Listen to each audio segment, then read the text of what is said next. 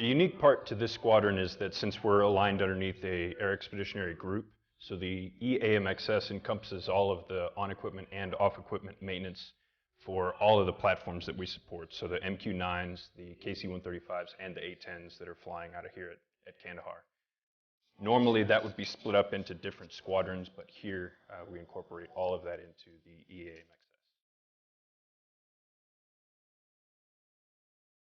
Obviously, nothing happens out here on the flight line without the maintenance that the airmen and the NCOs here put in day in and day out. We're a 24/7 operation here, and it's very important to make sure that we have airworthy, reliable aircraft so that the air crews can go out and perform their missions.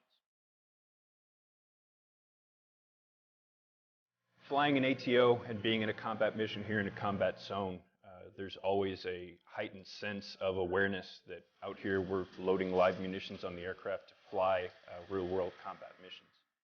But the training that we do at home station with both the aircrew and the maintenance technicians prepares us very well for the mission that we do over here on a real-world basis.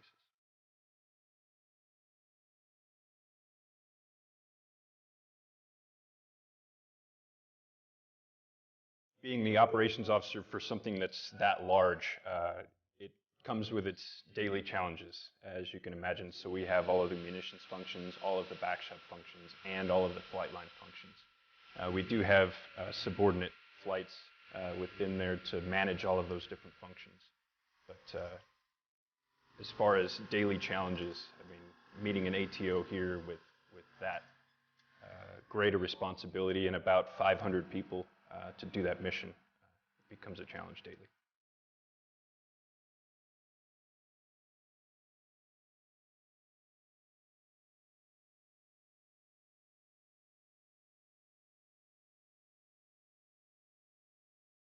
What motivates me is really the ability to go out there onto the flight line and see those airmen and those NCOs putting in the work.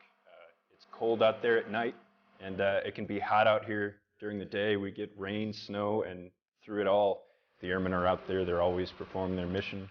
Very professional corps. It makes me proud to be a part of that organization in whatever small way I can.